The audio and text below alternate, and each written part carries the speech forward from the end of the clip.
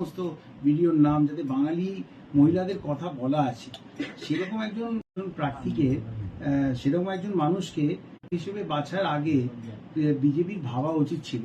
কিন্তু আমি আশ্চর্য নই বিজেপি ভাবিনি। তার কারণ একটা মিসোজিনিস্টিক পার্টি নাম্বার ওয়ান, 13% মাত্র ওদের লোকসভাতে মহিলা ক্যান্ডিডেট আছে, মহিলা রিপ্রেজেন্টেশন আছে। আর তাছাড়া ওরা বাংলাকে নিয়ে, বাংলার মূল যে সেন্সিবিলিটিটা বা এসেন্সটা, সেটা ওরা ধরতেই পারেনি, কোনোদিন ধরতে পারিনি, পারবেও না। খালি ভেবেছিল যে বোধহয় ওই নন বেঙ্গলি ভোট আছে, সেটাকে কোনোভাবে ক্যাশ করা যাবে। সেই জন্য পবন সিং একজন পপুলার সিঙ্গার, উনি যে ধরনেরই গান গান, কারোর তাতে কোনো আপত্তি নেই, উনি গান। কিন্তু যে মানুষটার গানেতে প্রত্যক্ষভাবে এবং একদম নাম দিয়ে বাঙালি মহিলাদেরকে সম্বন্ধে কুরুচিকর শব্দ আছে, তাকে কীভাবে বিজেপি প্রথমত ভোটে নামায়? 1 নম্বর। 2 নম্বর হচ্ছে যে বিজেপি প্রথম লিস্টে কোনো কোনো প্রার্থীর কনসেন্ট ছাড়া এবং তার সঙ্গে বিস্তারিত আলোচনা ছাড়া তাকে কখনোই তার নাম প্রথম লিস্টে ঘোষণা করা হবে না। কাজে বিজেপি যেটা পবন সিংকে দিয়ে যে টুইট আপনারা দেখছেন, সেটা পবন সিংকে দিয়ে করানো হয়েছে, প্রেশার দিয়ে করানো হয়েছে, 1 নম্বর। আর আজ সকালেও পবন সিং কিন্তু ইন্টারভিউ দিচ্ছিলেন। আজ সকালেও অমিত মালভিয়া উনি আসানসোলে পবন সিং এর ক্যান্ডিডেটটা সম্বন্ধে ভাউচ করেছেন, তাকে সাপোর্ট করেছেন।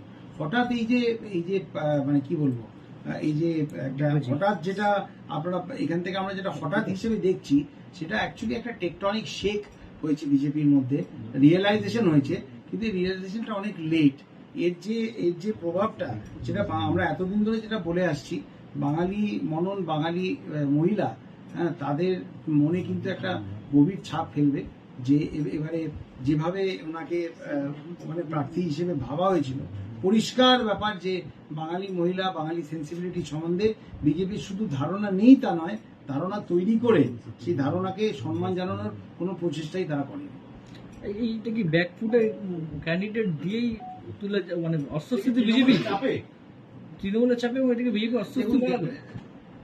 অবভিয়াসলি মানুষের চাপে। আপনারা এটাকে রাজনৈতিকভাবে দেখছেন কেন? আপনাদেরকে আমি বলছি, আপনারা তো কোনো রাজনৈতিক পার্টির নন, আপনারা তো মিডিয়ার মানুষ। আপনারা বলুন যে আপনারা যেখানে, আমি কোনো কোনো সিনেমার নাম বা ভিডিওর নাম আমি বলবো না, কারণ প্রত্যেকটাই বাঙালি মহিলাদেরকে অসম্মান করা হয়েছে বলে একদম প্রত্যক্ষ প্রমাণ রয়েছে। আপনারাই বলুন যে ওইরকম একজন মানুষ বিহারে লড়ুন না, কোনো অসুবিধা নেই, বিহারে লড়ুন, উত্তরপ্রদেশে লড়ুন, বিজেপির হয়ে লড়ুন, যেখান থেকে খুশি লড়ুন। যেখানে বাঙালি মহিলাদেরকে এভাবে কুরুচিকর শব্দ দিয়ে ভিডিও বানানো হয়েছে, তাতে আপনাদের কি মনে হয় যে আপনারা কি খুশি হতেন যদি পবন সিং তাকে নিয়ে, পবন সিং যদি ওখানে প্রার্থী হতেন, মানে যেরকমভাবে অ্যানাউন্স করা হয়েছিল, আর তারপরে যেরকম প্রধানমন্ত্রী আসেন ওখানে প্রোগ্রামে, কখনো বলেছিলেন মুঝে পার্লামেন্টে বাবল চাই, উনি বলতেন আমাকে পার্লামেন্টে পবন চাই, অর্থাৎ অবভিয়াসলি উনি ওটা প্ল্যান করেছিলেন, সমস্যাটা তো প্ল্যান ছিল। নেতারা লিখলো, কিন্তু এটা বলেনি যে আমি ভোটে লড়ব, বলেছে আমি আসানসোল থেকে ভোটে লড়ব। বাংলায় খেলা হবে যে স্লোগান দীর্ঘদিন ধরে চলছে আছে, এই কি লোকসভার ভোটের যখন প্রত্যাশী লিস্ট জারি করা হলো, পবন সিং নিয়ে কি খেলা শুরু হয়েছে? এই প্রশ্নের আমি কি উত্তর দেবো? খেলা হবে, আমরা বলেছিলাম আগের বার ভোটের সময় একটা স্লোগান ছিল, পবন সিংকে নিয়ে খেলা শব্দটা ব্যবহার করেই আমার মনে হয় আবার কুরুচিকর কিছু বলা হবে। ওই রকম কোনো প্লেয়ারকে নিয়ে বাংলার ফিল্ডে অন্তত খেলা উচিত না।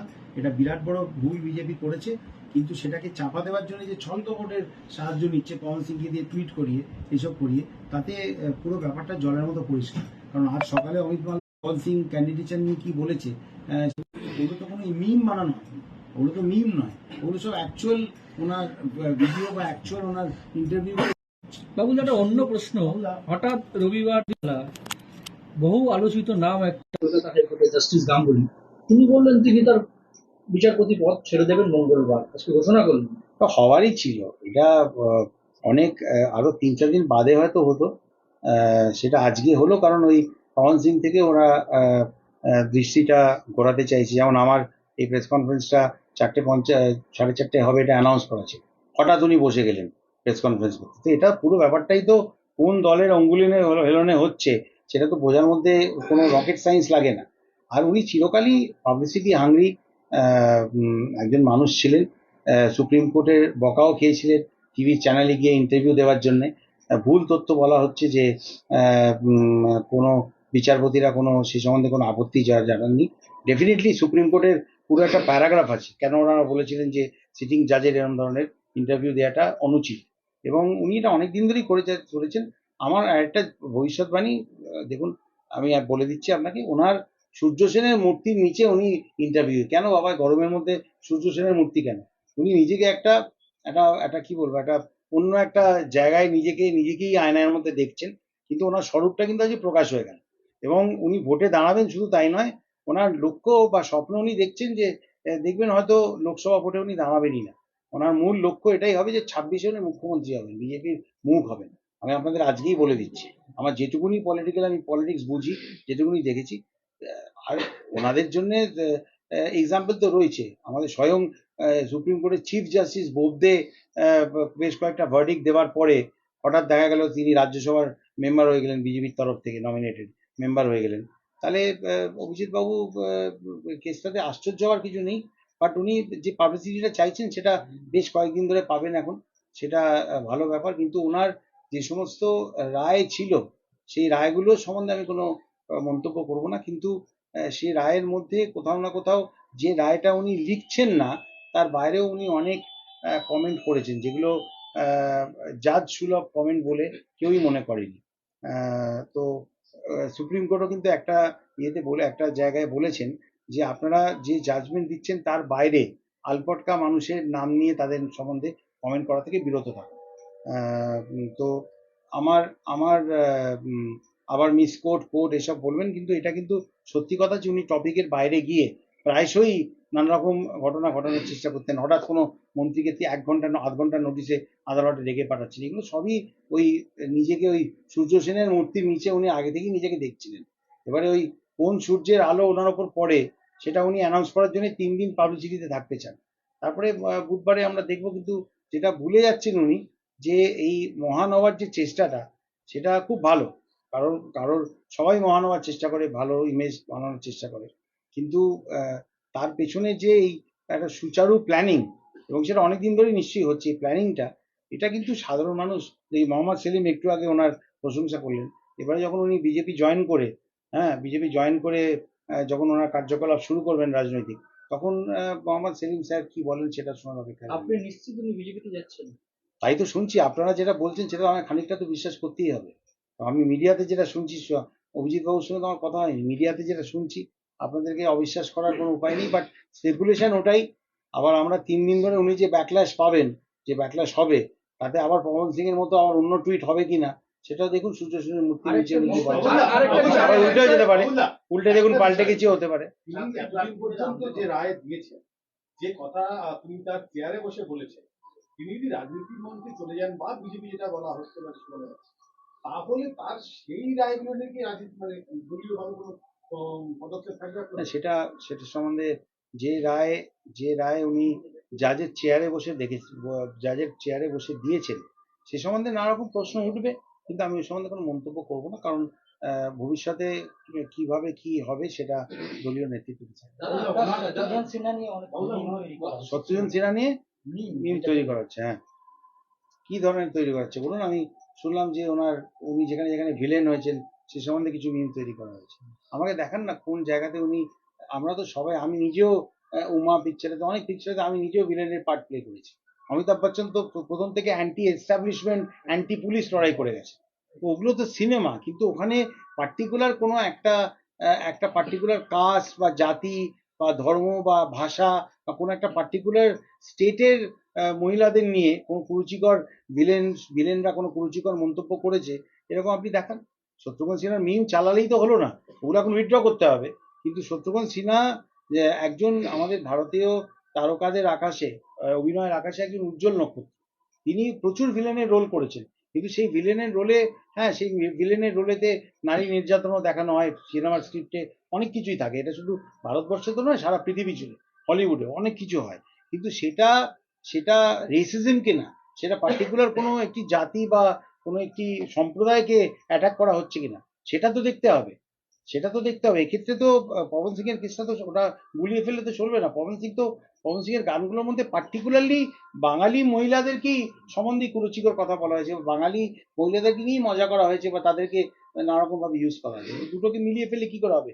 এটাও তো ওই শত্রুঘ্ন সিনহার মিম তৈরি করাটা আবার প্রমাণ করছে যে বিজেপি কি ধরনের মানে পিগ হেডেড চিন্তা ভাবনা করছে। তাদের চিন্তনটা কোথায় আটকে গেছে তারা এখনো কিন্তু ব্যাপারটা বুঝতে পারছেন না যে দুটো মানে দুধে হলে একভাবে তেল জল দুটো একসঙ্গে মিশিয়ে দেওয়ার যে প্রচেষ্টাটা, এটা বাংলার মানুষ কিন্তু ধরে ফেলেছে এবং সেই জন্যই এত বড় পাল্টিটা বাংলার ভাষায় যেটাকে বলে এটা ওনাকে করতে হলো। আর আমি নিজে আমি বলবো যে আমি খুব দুঃখিত, আসানসোলের সঙ্গে আমার একটা আত্মিক যোগাযোগ আছে। আমি কালকে যাচ্ছি আসানসোল, সেখানেও আমি যে ফ্লাইওভার করেছি সেই ফ্লাইওভারটা আমি কালকে ওটা আবার সার্ভে করব। কালকে আগে থেকেই প্ল্যান করা ছিল, এটা কোইন্সিডেন্টাল। বাট আমার নিজেরই এখন কোথাও কোথাও মনে হয় যে জীবনে 8 বছর আমি ভুল জায়গায় সময় কাটিয়েছি। কারণ দেখুন, ওরা বাঙালি বিদ্বেষী, বাঙালিদেরকে ওপরে উঠতে দেয় না, এটা তো সিম্পল। 10 বছর পাওয়ারে রয়েছে, বাংলা থেকে 18 জন এমপি জিতেছেন বলে এত গ্লোটিং, এত রকম গ্লোটিং আছে। কিন্তু এত এত বড় বড় মানে ওদের স্তুতি আছে, আত্মশ্লাঘা আছে, কিন্তু সেই 10 বছরে ওনা একজন বাঙালিকে খুঁজে পেলেন না যে ক্যাবিনেটে জায়গা পেতে পারে। আপনারা নিজেরাই বলুন। এটা আমি প্রতিবাদ করেছিলাম, বিজেপিতে সেই জন্য আমাকে ট্রোল করেছে, হতে পারে, আমি প্রতিবাদ করেছিলাম, কিন্তু বাঙালিকে কাজ করার তো কোনো সুযোগই দেয়নি, তারা তাদেরকে কোনো পজিশনই দেয়নি। এরা বাঙালি বিরোধী, বাঙালি হেটার পার্টি, বাঙালি সেন্সিবিলিটি বোঝে না, এবং পবন সিংহ সেটার একটা বিরাট বড় উদাহরণ। আবার ওদিকে আপনারা দেখুন, আমাদের কেন্দ্রীয় মন্ত্রী অজয় টেনি, ওনাকে টিকিট দেওয়া হয়েছে। তো উনি, আপনারা তো বলবেন যে হ্যাঁ, তার ছেলে জেলে গেছে একজন কিষাণকে গাড়ি চাপা দিয়ে দেওয়ার জন্য। আপনারা বলবেন যে ছেলের অন্যায়ের জন্য বাবা কেন শাস্তি পাবে? আরে বাবা, একটা নর্মাল ক্রাইম করে জেলে থাকা আর একজন প্রতিবাদী কিষাণকে নিজের এসইউভি দিয়ে চাপা দিয়ে দেওয়া, দুটোর মধ্যে তো একটা ফারাক আছে। কোথায় হলো?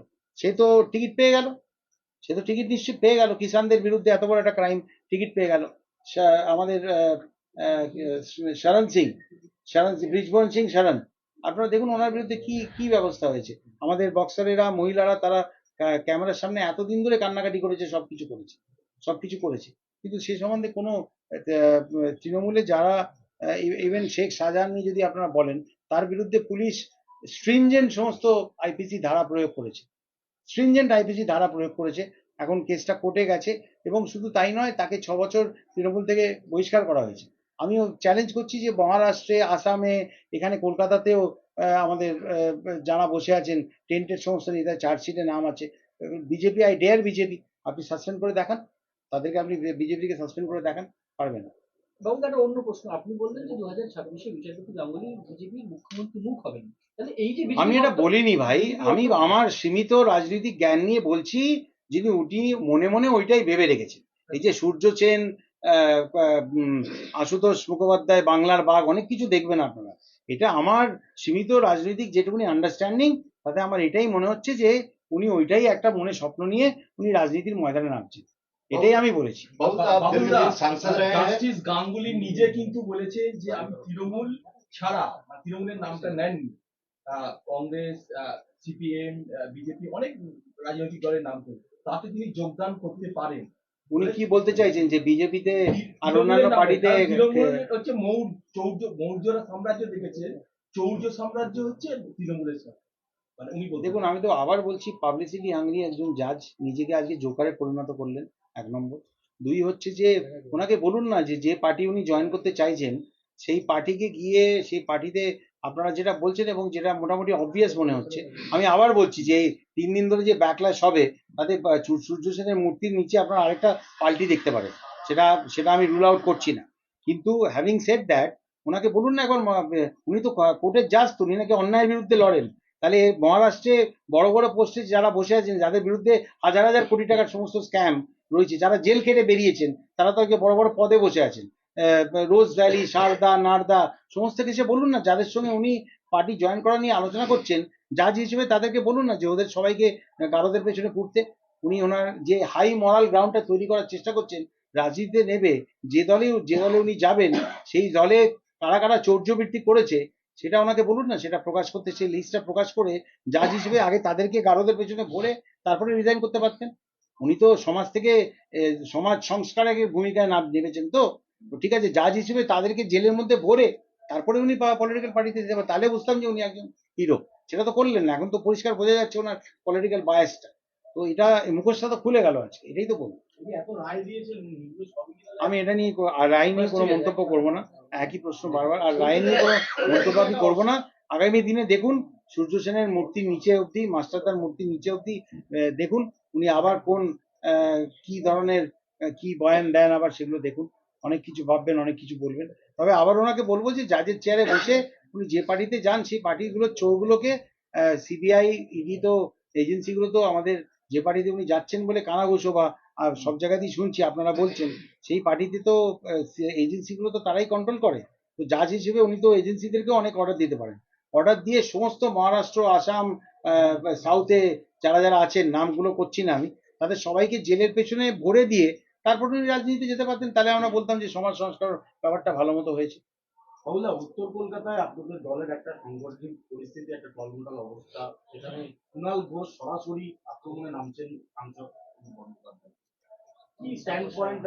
দেখুন দেখুন আমাদের উচ্চ নেতৃত্ব, তারা এই বিষয়টা নিয়ে তারা বিষয়টা দেখছেন, এবং আমি এই সম্বন্ধে আজকে যে প্রেস কনফারেন্সটা হয়েছে এতে আমি ওইটা নিয়ে কোনো মন্তব্য করার জন্য অথরাইজড নই, এবং কোনো আমি মন্তব্য করতেও চাই না।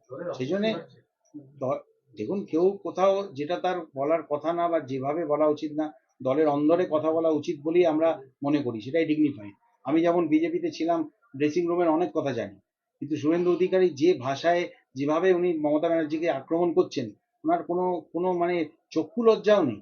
যে ওনাকে যেভাবে বিজেপি ব্যবহার করছে, আর যেভাবে উনি যে সরকারের এত বছর একজন উনি যার হাত ধরে উঠেছেন, যে ভাষায় নাম ধরে এবং অকথ্য ভাষায় যেভাবে উনি কথা বলছেন, ওইরকম একজন নেতা যে দলে রয়েছে বা যে ধরনের ভাবে উনি কথা বলছেন, সেটা কোনোভাবেই তো সমর্থন করা যায় না। সেটা কোনোভাবেই সমর্থন করা যায় না। কাজেই আমি এটাই বলবো যে আমি ওই দিকের ড্রেসিং রুম থেকে এসেছি। কই আমার পার্টিতে তো কেউ কখনো বলেনি যে ওইখানকার সিক্রেট বলো, বা ওই সম্বন্ধে তুমি কোনো মানে কিভাবে বিজেপিতে কাজ চলছো সে সম্বন্ধে কোনো মন্তব্য করো, বা কোনোভাবে আক্রমণ করো, বা ওই সময়টা নিয়ে কোনো কথা বলো। তো সেই জন্যে আমার মনে হয় যে কিছু জিনিস ড্রেসিং রুমের ভেতরের কথা ড্রেসিং রুমের ভেতরেই থাকা উচিত। বাট যারা বলেছেন, যেভাবে বলেছেন, যা বলেছেন, সেটা আমাদের উচ্চ নেতৃত্ব সেটা নিয়ে বিবেচনা করছে, সেটা তাদের গোচরে আছে। কাজে ওটা নিয়ে এর বেশি কিছু বলা আমার উচিত না। ঠিক আছে বাবুদা, হিন্দি में लेंगे পারতো দা আমি একটু হিন্দিতে একটু কথা বলবো। দাদা হিন্দি একটা শুধু বাবা জি জি अरे